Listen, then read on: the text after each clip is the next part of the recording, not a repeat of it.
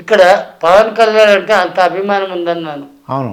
కానీ అదే పవన్ కళ్యాణ్ గురించి నేను ప్రశ్నించడానికే వచ్చాను, ప్రశ్నిస్తూనే జీవిస్తానంటే అక్కడ నేను ఇతని తలకు కన్ఫ్యూజన్ ఒక కొజ్జా అంటున్నాను. ఆల్రెడీ టీడీపీ అంటారా, ఇట్ హ్యాస్ బికమ్ యాజ్ కొజ్జా. ఎలా అంటారా, మీరు ఎప్పుడైనా కానీ హెరిటేజ్ షోరూంలో మెటీరియల్ కొన్నారా? నేనే కొనుక్కోలేదండి నేను ఇప్పుడు. హెరిటేజ్ షోరూంలోనే ఉన్నాయని తెలుసా తెలీదా? హెరిటేజ్ తెలుసండి. హెరిటేజ్ బటర్ మిల్క్ అమ్ముతారు కదా. ఎక్కడున్నాయి ఇప్పుడు? ఇప్పుడు లేవు. ఎందుకు లేదు? దొబ్బింది మొత్తం, గోచి ఊడింది. నంగా నంగా బ్రహ్మచారి. ఏమన్నా నంగా నంగా బామాచారి, బ్రహ్మచారి. నంగా నంగా బ్రహ్మచారి అంటే వాడు కూడా సన్యాసే. అట్లాంటి పరిస్థితిలో వాడిని చూసి ఎవడయ్యా ఓటేసేది? పప్పు వచ్చినా ఏం కాదు, వాడి అబ్బని వచ్చినా కూడా ఏం కాదు. మరి లోకేష్ పాదయాత్ర చేస్తున్నాడు అండి. చెప్పింది నీకు అదే. పప్పు అంటే ఎవరు? పప్పు అంటే లోకేషే. లోకేష్ వచ్చినా ఏం కాదు, వాడు అబ్బే వచ్చినా ఏం కాదు అంటే చంద్రబాబు నాయుడు వచ్చినా ఏం కాదు. అయిపోయా, శకం ముగిసిపోయా. మరి లోకేష్ పాదయాత్ర చేస్తున్నాడు, 400 కిలోమీటర్లు చేస్తున్నాడు. సరే, అయితే ఇప్పుడు నన్ను ఏం చేయమంటారు? నేను కూడా ఆయనకు పాదాలు వస్తానా? అంటే ఆయన అది సీఎం అయిపోతారు, లేకపోతే తెలుగుదేశం పార్టీ వచ్చేస్తుంది. ఇదంతా కూడా ఏంటి, మీరంతా చేసేటువంటి ఒక ప్రచారం. మీరంతా అంటే ఎవరు? మీడియా. మీడియా అంటే ఏంటో తెలుసా? నేను కూడా మీడియాలో ఒక 35 సంవత్సరాలు దరిదాపులు పనిచేసిన వాడు. మీడియా అంటే just it is a brokerising business. ఏమన్నారు? అదే మళ్ళీ పక్కా మాట్లాడుతున్నా. ఎడిటింగ్ చేస్తే మాత్రం ఒకడోడికి పగిలిపోతాయి. బ్రోకరేజ్. నువ్వు ఏ ఛానల్కి అమ్ముడిపోయినావు, నువ్వు అమ్ముడిపోయినావు యాజ్ స్టాఫ్. నీ ఛానల్ ఏ పార్టీకి అమ్ముడిపోతే ఆ పార్టీకి అమ్ముడిపోతాయి యాజ్ ఎ బ్రోకర్. అలాంటి ఆ పరిస్థితిలో నీ కాన్సెప్ట్, నీ పైన నీకు తెలియని ఒక ఓనర్ ఉంటాడు, వాడు చెప్పిందే నువ్వు చేయాలి. That is call brokerising business. MD broker, employee. ఏమన్నాను? అదే అమ్మ, మళ్ళీ చెప్పండి, కొద్దిగా కష్టంగా ఉంది స్వామి. నేను చాలా క్లారిటీగా చెప్తానబ్బా. ఇది ఎడిట్ చేయొద్దు. Okay okay. ఎడిట్ చేస్తే కమింగ్ ఫ్యూచర్లో మీ ఛానల్ వాళ్ళు ఎంత పిలిచినా నేను రాను. ఓకే అండి. అయితే నేను ఒక డౌట్ వచ్చిందండి నాకు. జూనియర్ ఎన్టీఆర్ ఒకవేళ తెలుగుదేశం పగ్గాలు పట్టుకున్నాడు, రాడు. 1000% రాడు. ఒకవేళ ఆయన వచ్చినట్లయితే రారు. ఓకే. ఒకవేళ వచ్చినా చేసినా ఇచ్చినా కంప్లీట్గా చంద్రబాబు నాయుడు అస్త్ర సన్యాసం చేస్తే కానీ రాడు. ఆ అవకాశం ఉందంటారా? వీడు చేయడబ్బా. పదవి అనేటువంటి గజ్జితో వాళ్ళంతా కొంటూ జీవించేవాడు చంద్రబాబు నాయుడు. ఇదేమి చంద్రబాబు నాయుడు మీద నాకేమి వ్యక్తిగతమైన ద్వేషంలే. వాడు చేసిన పెద్ద తప్పు. లైఫ్ ఇచ్చిన మామనే వెన్నుపోటు పొడిచాడు. అది నేను సహించలేను. ఎందుకు? నేను కూడా సీనియర్ ఎన్టీఆర్కే చెప్పలేను నేను, అంత వీరాభిమానం. ఎన్టీ రామారావుని అంత ఘోరంగా వైస్రాయ్ హోటల్లో అందరు చేశారు చెప్పులతో కొట్టించినటువంటి చంద్రబాబు నాయుడు ఈ స్థానాన్ని సాధించలేడు, గెలవలేడు. ఈ మధ్యకాలంలో కొన్ని ఛానల్స్లో ఆయన ఇచ్చిన ఇంటర్వ్యూలో ఆ మనవడితోటి ఆడుకుంటాను, నాకు ఈ రాజకీయాలు అవసరం, అది చేశాడంటే కనీసం వాడి మర్యాద కాపాడబడుతుంది. ఇది కూడా ఎయిటింగ్ చేయొద్దా. వాడు అన్నానంటే దిగజారిన వాడిని ఎవడైనా వాడనే అంటాడయ్యా, తప్పేలేదు, వెనక్కి తగ్గేదేలే. నా సంగతి అంటావా, బతుకంటే ఆశ లేదు, ప్రాణం పోతుందన్న భయం లేదు. నా ప్రాణం పోతుందని కష్టం అంటే మీ ఛానల్ ముఖ్యంగానే చెప్తున్నా, నన్ను చంపేదాన్ని నలుగురు వస్తే నలుగురిని చంపి కానీ నేను చావను. What you got understood. ఇప్పుడు ఇంకోటి ఏమంటారంటే జగన్కి ఈ అనుకూల పరిస్థితులు లేవని కొంతమంది అంటున్నారండి. అంటే మీరు కూడా అంటే ₹100 బ్రాండ్కే ఓకే అంటారా? ఓకే కదా, నేను కొంతమంది నాకు తెలియదే.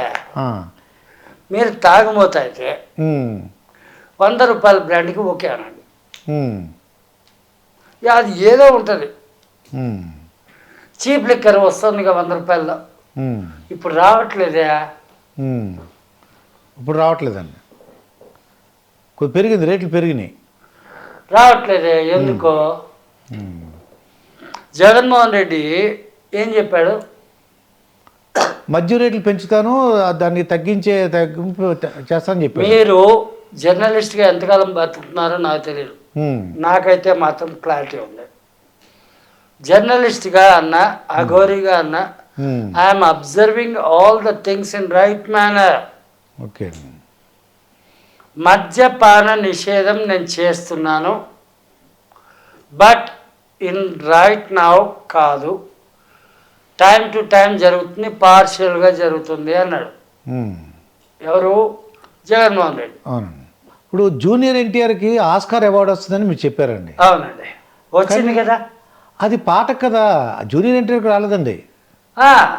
జూనియర్ ఎన్టీఆర్కి రాలేదు, ఆ పాటకు వచ్చింది, నాట్ అనే పాటకు వచ్చింది. పాటకి అందులో జూనియర్ ఎన్టీఆర్ లేడా?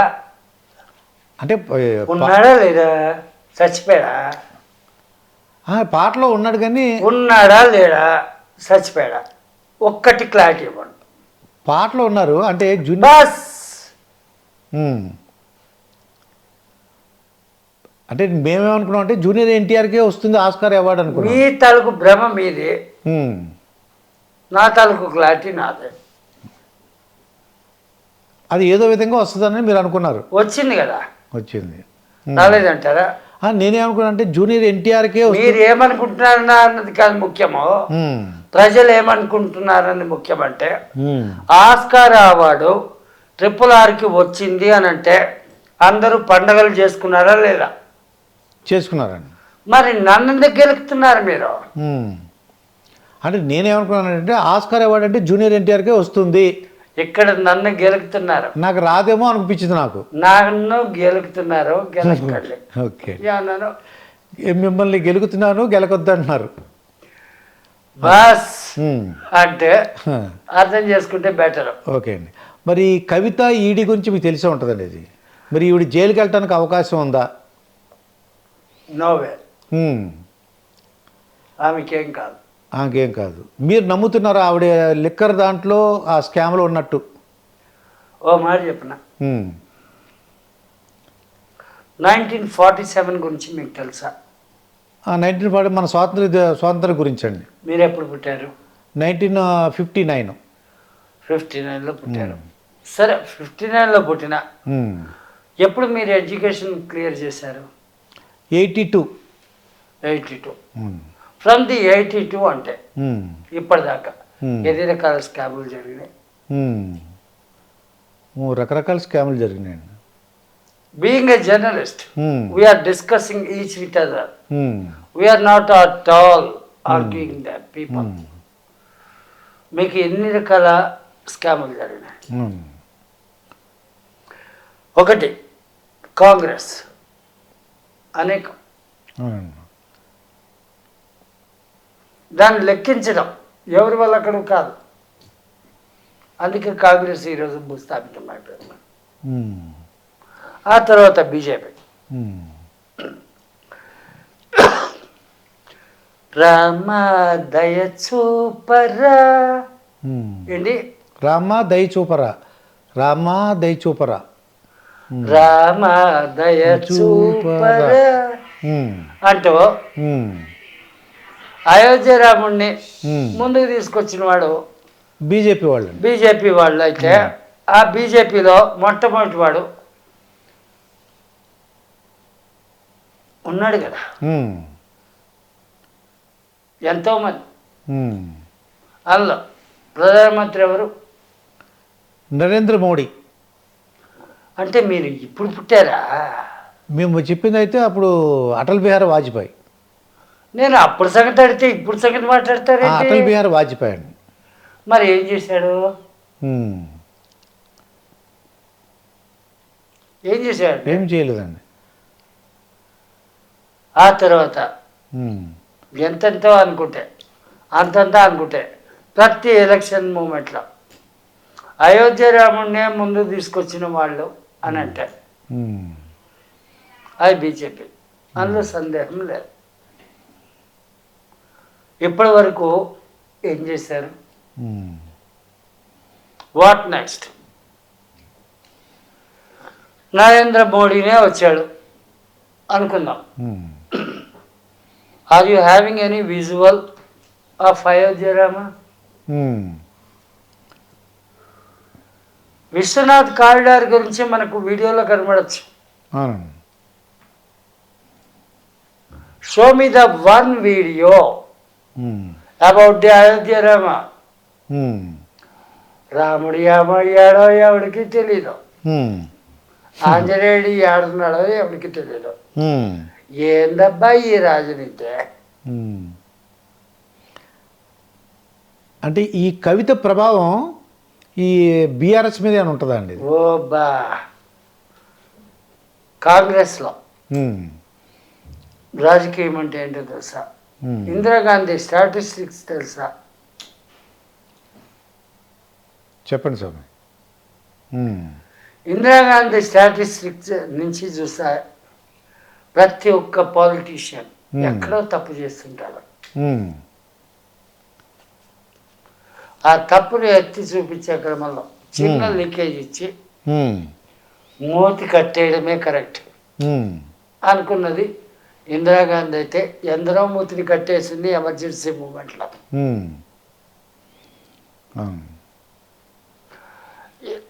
లేటెస్ట్ అనుకుంటే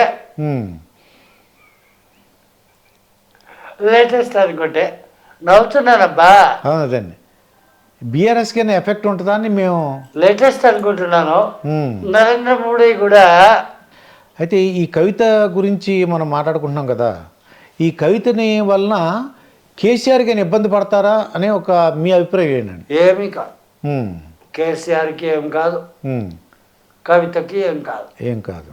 వీళ్ళు కరెక్ట్గా లేవనెత్తాలి అంటే వాజ్పేయి మూమెంట్లో చక్ర కుంభకోణం ఏమైంది? మీరు కనపడలేదు అది. వాజ్పేయి మూమెంట్లో చక్ర కుంభకోణం ఏమైంది? Connected with the Pakistan.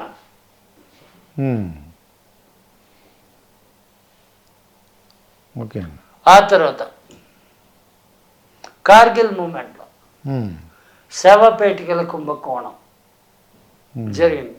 అది కూడా బీజేపీదే. జస్ట్ అబ్జర్వ్ చేస్తే అర్థమవుతుంది. Each and every party, each and every politician, in my view,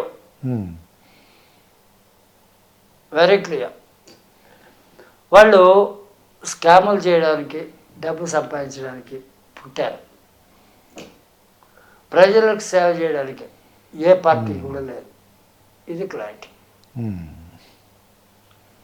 వ్యక్తులు ఎవరైతే వస్తారో వాళ్ళని మాత్రమే నమ్మండి అంటే ఎవరినయ్యా నమ్మాలా? ఒక ఓటరు ఆలోచించాల్సింది ఇదే, ఎవరినయ్యా నమ్మాలా?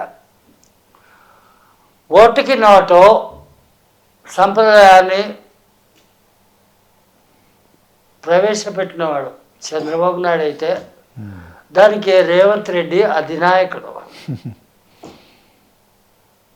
ఎవరిని నమ్మాలి? తప్పేలేదు, వెనక్కి తగ్గేదేలే. మరి కేసీఆర్ బీఆర్ఎస్ పార్టీ పెట్టాడు, మొత్తం ఈ దేశం అంతా కూడా విస్తరించాలనుకుంటున్నారు. ఆయనకైనా భవిష్యత్తు ఎలా ఉంటుంది అంటారు? టీఆర్ఎస్గా ఉంటే నేషనల్ పార్టీగా దాన్ని మారిస్తే గెలిచిపోతాడు. కానీ బీఆర్ఎస్ అంటే ఆశ ముదిరింది, తొండ ముదిరింది, రంగు మారుస్తుంది, నాకిపోతాడు. భవిష్యత్తు ఎలా ఉండబోతుంది అంటారు తెలంగాణలో? నాకిపోతాడంటే ఏంటి? నాకిపోతాడు. ఓకే. కానీ కేటీఆర్ టీఆర్ఎస్కి స్టాండ్ అయితే he is going to rule. Okay. KTR yeah, తండ్రికి ఎదురైనా పదవలా, తండ్రికి ఎదురు చెప్పిన పర్వాలా, KTR is the right person. KCR is not at all right person if he is following BRS. ఆడున్నదేంటి? తెలంగాణ ప్రాంతానికి టీఆర్ఎస్ పేరుతోటి ఉండేటువంటి అతిపెద్ద తిమింగలం కేసీఆర్.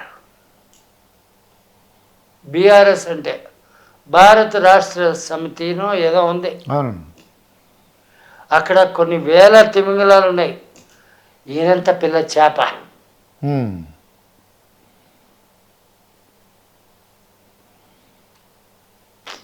నేను దేనికి భయపడినబ్బా, నేను ఇలాగే మాట్లాడతాను, నేను ఇంతే. ఓకే.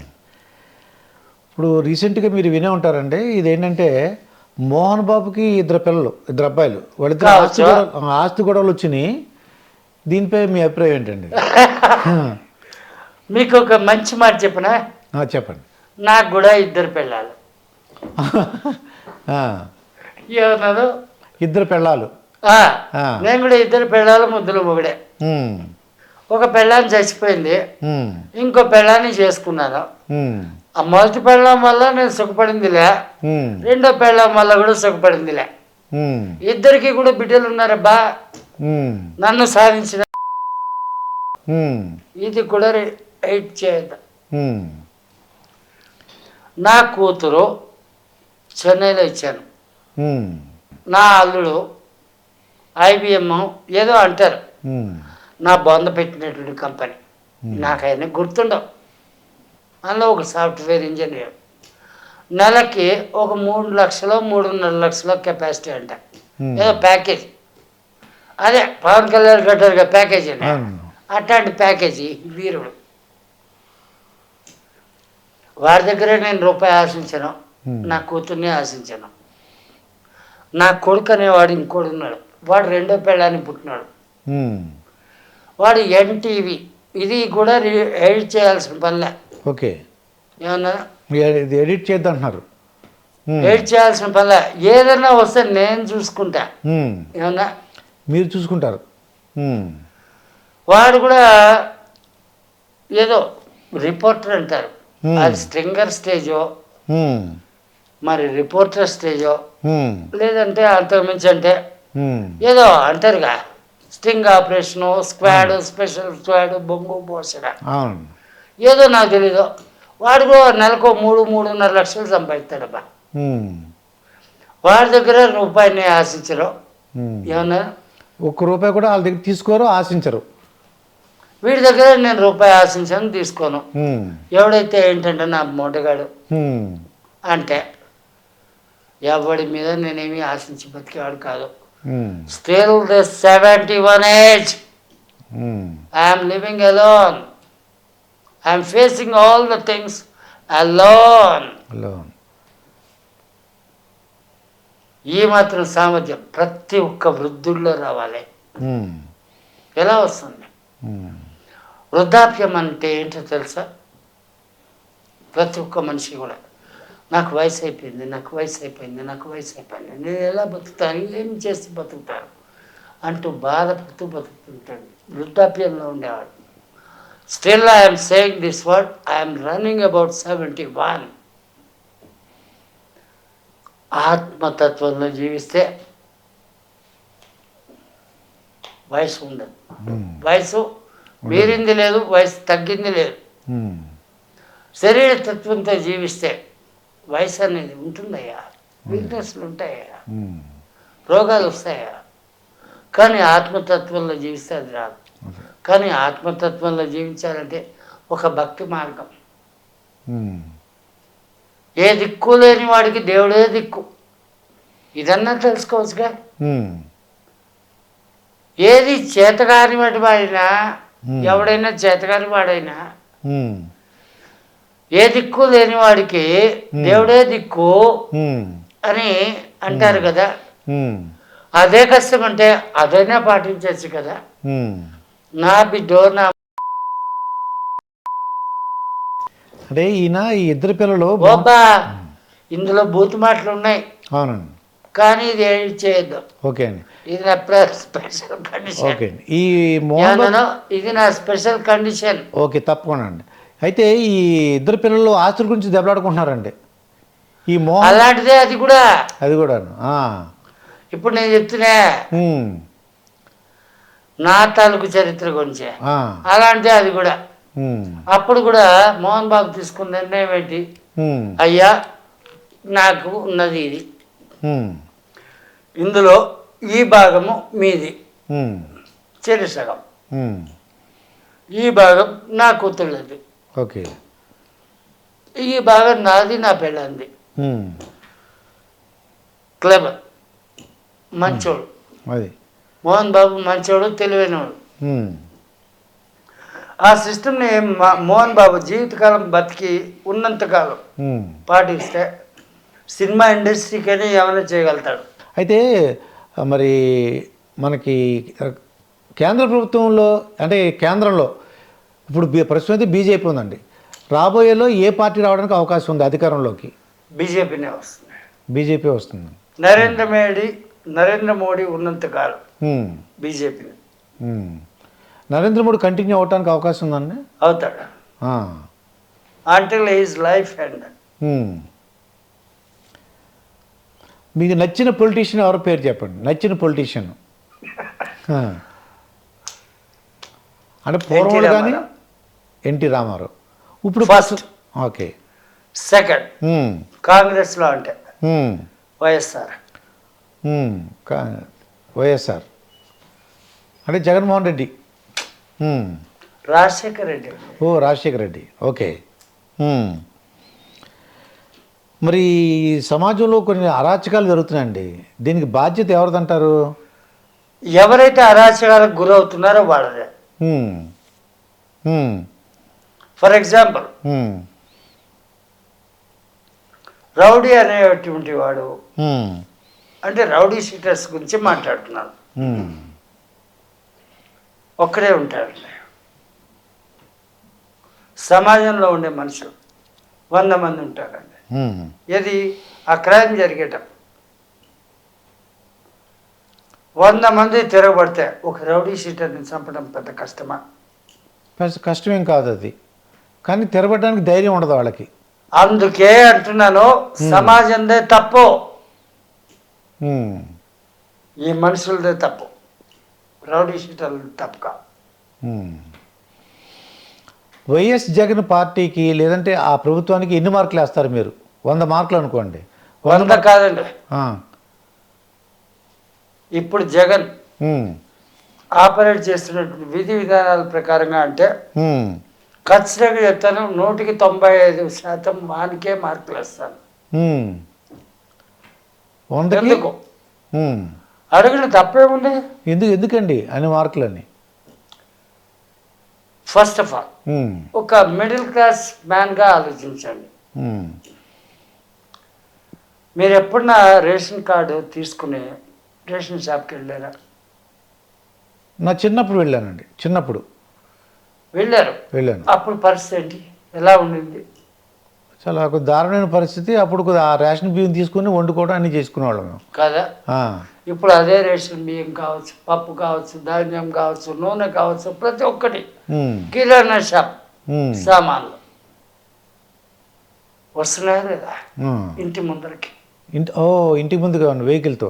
అవును, అది గొప్ప అచీవ్మెంట్ కదా. వాళ్ళ నాయన డాక్టర్ కాబట్టి 108 అన్నది పెట్టాడు. ఇప్పటికీ still it is running that. Okay. ఆ తర్వాత ఆయన తాలూకు అనేకమైనటువంటి లక్ష్యాలు ఆ జెండాలనే పెట్టాడుగా. నవరత్నాలు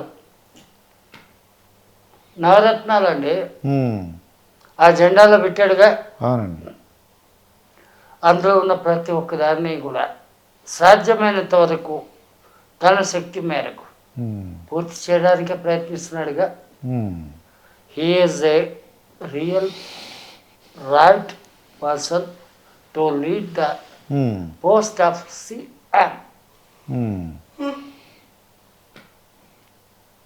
ఇంకోటి ఏంటంటే ఆంధ్రప్రదేశ్కి 3 రాజధానులు చెప్తున్నారండి. ఒకప్పుడు సెపరేట్ ఆంధ్ర ఉద్యమం అన్నది ఏర్పడితే చెన్నై, తమిళనాడు, అప్పట్లో అంతా కూడా సౌత్ ఇండియాలో ఒక యూనిట్ కింద తమిళనాడు ఆంధ్ర రెండు కూడా ఏకీకృతంగా ఉండేది. అప్పుడు పొట్టి శ్రీరాములు ప్రాంతీయ అభిమానంతో ప్రాంతీయ తత్వంతో సెపరేట్ ఆంధ్ర అన్నాడు. మరి చేశాడు. 41 రోజులో నిరాహార దీక్ష చేశాడు. పొట్టి శ్రీరాములు అండి చచ్చిపోయాడు, పిచ్చాడు. ఏం సాధించాడు? హిస్టరీలో ఒక లైన్ ఉంటే ఉండొచ్చేమో. ఆయనకు కానీ ఆయన తలకు వారసులకు కానీ ఏమైనా ఉందా చరిత్ర? ఉంటే చెప్పండి బా, చేతులు కట్టుకుని వింటాను. అది అక్కడికి జరిగింది.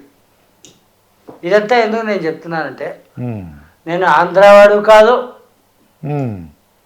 తెలంగాణ కూడా కాదు. I migrated from the Tamil Nadu. అంతర్లీనంగా తమిళనాడు మీద నాకు అభిమానం ఉందని నువ్వు అనుకోవద్దు. ఏమన్నాను? అది తమిళనాడు మీద అభిమానం లేదు, దాంట్లో నుంచి వెడగొట్టిస్తున్నారు. దాని నుంచి బయటకు వచ్చామబ్బా. వచ్చారు. మా నాయన ఎప్పుడో వచ్చేసాడు. నేను పుట్టింది పెరిగింది విజయవాడ, రౌడీ బజార్. ఏమని? రౌడీ బజార్. అర్థం కదా? అర్థమైందండి. ఆ పిచ్చోడు ఎవడో, ఆయన పిచ్చోడు అంటే పిచ్చోడు ఎవడో అన్నానంటే తప్పేంలే, నాకు గుర్తురాలేదు కాబట్టి అంటున్నా. రామ్ గోపాల్ వర్మ అన్నది గుర్తొచ్చింది. అది ఆ తర్వాత ఇది కూడా ఎడిట్ చేయాల్సిన పని ఏం లే. రామ్ గోపాల్ వర్మ పిచ్చోడు అంటే మేము ఒప్పుకుంటామండి. మేము కూడా డబుల్ పిచ్చోడు, అందమైన చాలా పెద్ద పిచ్చోడు. రౌడీ రాజ్యం అని చెప్పి తీశాడు. అవును, అదే బెజవాడ రౌడీ రాజ్యము ఏదో తీశాడు. నేను అయితే ఆ సినిమా చూడలే. అందులో పుట్టినవాడిని నేను. అది ఆ తర్వాత నా బతుకు తలకిందులైతే ఆ తలకిందులైన క్రమంలో బీహార్కి పోయినబ్బా. ఎప్పుడో సంగతి అది. అయితే ఈ 3 రాజధానుల గురించి మనం పూర్తిగా చెప్పేది వినండి. ఇదంతా వింటే కానీ మీకు ఏది అర్థం కాదు. బీహార్కి పోయాను. ఆ రోజుల్లో బీహార్ అంటే ఏంటో మీకు తెలియదు, ఇప్పుడు బీహార్ అంటే ఏంటో కూడా మీకు తెలియదు. రౌడీయిజం లేకపోతే ఏది సాధ్యం కాదు. అక్కడ కూడా రౌడీయం చేస్తూ రాజకీయం చేస్తూ వ్యాపారం చేస్తూ బతికిన వాడినే. No case no system. Okay. ఇది కనుక ఛాలెంజింగ్గా తీసుకుంటే ఏ గవర్నమెంట్కైనా సరే చీటికేసి ఛాలెంజ్ చేస్తున్నా, ఒక్క కేసు నిరూపించండి. మీ తాలూకు ఛానల్ ముఖంగా నేను ఛాలెంజ్ చేస్తున్నాను, నిరూపించండి. నేనే కనుక రాజకీయ నాయకుడు అయితే నా రాజకీయం ఎంత భయంకరంగా ఉంటుందో ఎవరికి అర్థం కాదు. ఇదంతా ఎందుకులే కానీ స్వకుశ మర్దనం అంటారు, అది అది నాకు వద్దు. ఇది ఈ 3 రాజధానులు వాళ్ళు ఏమంటున్నారంటే ఇది జగన్ చేసిన తప్పేమో. 3 కాదబ్బా, పరిపాలన వికేంద్రీకరణ చాలా అవసరం. ఆంధ్రాకు అంటే ఉమ్మడి ఆంధ్రాకి. ఓకే. హైదరాబాదు గొప్పది అన్నారు, హైదరాబాద్ని గొప్పగా మనం తీసుకున్నాము. ఉన్న డెవలప్మెంట్ అంతా కూడా ఇక్కడ జరిగింది.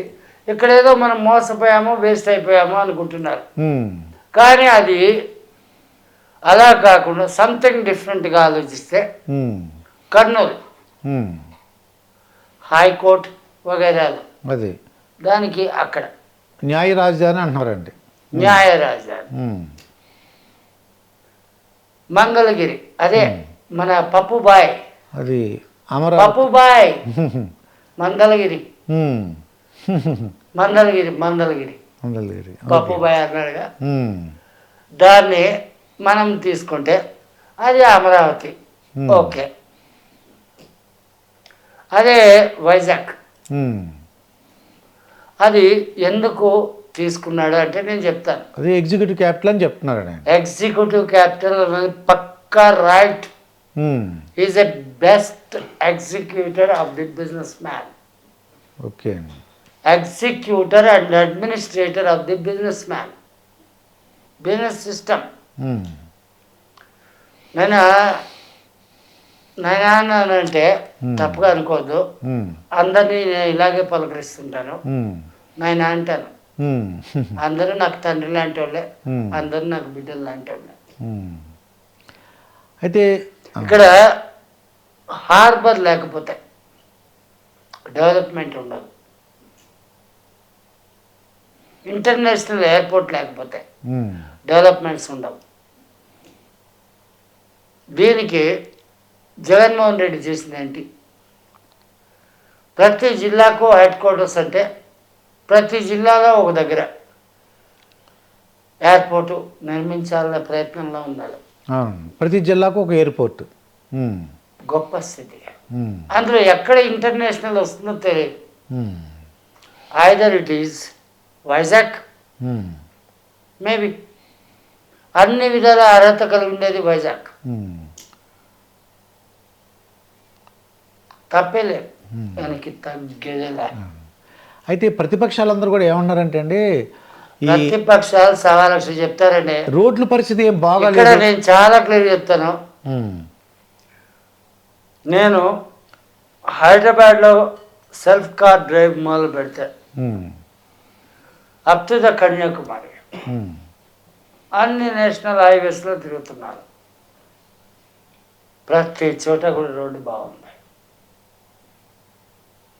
స్టేట్ హైవేస్లో 90% రోడ్లు బాగున్నాయి.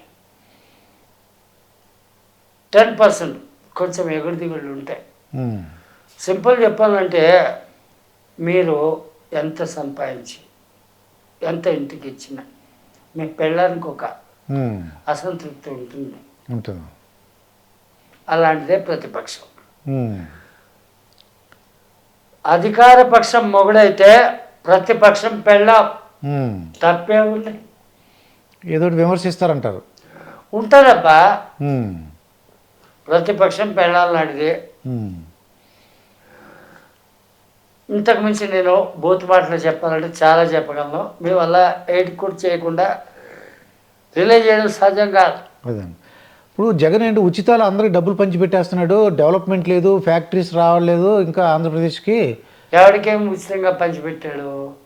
మొత్తం అందరికి కూడా అది ఎవరికేం ఉచితంగా పంచిపెట్టాడు అంటే ప్రతిపక్షాలు చేసిన ఆరోపణ. స్కీముల ప్రకారంగా రూల్స్ అండ్ నామ్స్ ఉన్నాయి. ఆ రూల్స్ అండ్ నామ్స్ ప్రకారంగానే పంచిపెడుతున్నాడు. ఆ పంచిపెట్టింది బాగుండాలా, అందరూ బాగుండాలా, అందరూ బాగుండాలి. What is the wrong with that? Factories కూడా పెద్ద ఏం రావట్లేదు, ఎవరు కూడా పెద్ద పరిశ్రమలు ఏం స్థాపించినట్టు కనపట్లేదు, డెవలప్మెంట్ కనపట్లేదు. అందరూ కూడా తెలంగాణకు వచ్చేస్తున్నారు. అక్కడ అది తర్వాత ఉద్యోగాలకి ప్రకటన ఇవ్వలేదని చెప్తున్నారంట, రిక్రూట్మెంట్ లేదు. అరే రామ, అసలు కంపెనీలతో పని ఏంటి? గ్రామ సచివాలయాలు అంటే ఎన్ని లక్షల మందికి ఉద్యోగాలు ఇచ్చాడో తెలుసా నీకు? అంటే 5,000 జీతం అంటున్నారండి అది. 5,000 కదా బా, ₹1 జీతమే అనుకో. గవర్నమెంట్ బతుకోవాలంటే దాని అర్థం ఏంటో తెలుసా? లంచాలే చాలు, జీతాలే అక్కర్లా. నేను చాలా ఇంపార్షియల్ అబ్బా, అర్థం కదా? అర్థమైందండి. అది ఇంపార్షియల్ అంటున్నారు మీరు, ఉన్నమాట చెప్తున్నాను అంటున్నారు మీరు. అంతే, అథెంటికేషన్ ఉంటే చాలు, ₹1 జీతం అక్కర్లేదు. అది జగన్, చంద్రబాబు నాయుడు, మోడీనా, అంతకుమించి గోడినా, ఎవడైనా ఒకటే. అందరూ నా బోడి. ఏమన్నా అందరూ మోడీ బోడి బోడి, అది గుడ్నెస్ ఉన్నా. ఓటర్ అనేవాడు ఇది అర్థం చేసుకుంటే బాగా కొడతాడు. నువ్వు ఎక్కడి నుంచి నిన్ను ఎక్కడికి డ్రైవ్ చేస్తున్నావు నాకు అర్థమైంది. నేను ఎక్కడి నుంచి నిన్ను ఎక్కడికి డ్రైవ్ చేస్తున్నావు నీకు అర్థం కావాలా? అది చైనా జనాభా బాగా పెరగడానికి ఏప్రిల్ 1 నుంచి 7th వరకు అంటే 7 రోజుల పాటు పిల్లలకి అందరికీ హాలిడేస్ ఇచ్చారండి. అంతే మీరు చెప్పనా? చైనాలో పిల్లలు పుట్టట్లేదంట, కాబట్టి వాళ్ళందరూ కూడా ప్రేమించుకోండి, పెళ్లి చేసుకోండి, లేక పెళ్లి చేసుకోకపోయినా పర్లేదా, పిల్లల్ని మాత్రం కనండి అంటున్నారు. మన ఇండియన్స్ అందరికీ కూడా గొప్ప అవకాశం. చైనా చలో చైనా, చలో చైనా. అర్థమైంది, కానీ అక్కడ ఒప్పుకోరులేండి, అలాగే ఒప్పుకోరు. ఏమి ఇబ్బంది లేదబ్బా, వాళ్ళకి కావాల్సిన బిడ్డలో మన దగ్గర ఉండాల్సినంత స్టాక్ ఉంది. ఓకే, ఇచ్చేద్దాము, పంచేద్దాము. పంచడానికి ఏదో పుట్టింది. ఇది వీలైతే మీరు కూడా చేయడానికి ఒక వీసా ఏర్పాటు చేసుకోండి. మీరు కనుక క్లియర్గా చెప్తున్నా, మీరు కనుక పిల్లల్ని పుట్టించగలిగితే. అర్థమైందా లేదా? అర్థమైందండి. అయిపోయా, అది దుబాయ్కి పోయి ఏందా సంపాదించేది? పిల్లల్ని కానీ మీకు బిడ్డలు ఇస్తాము, మాకు ఎంత ఇస్తామని అడుక్కోండి, డబ్బు సంపాదించేది. ఇదండి అరవింద అఘోరితో వచ్చినటువంటి మన ఇంటర్వ్యూ. మరికొన్ని విశేషాలతో మరొక ఇంటర్వ్యూలో కలుసుకుందాం. అంతవరకు సెలవు, నమస్కారం.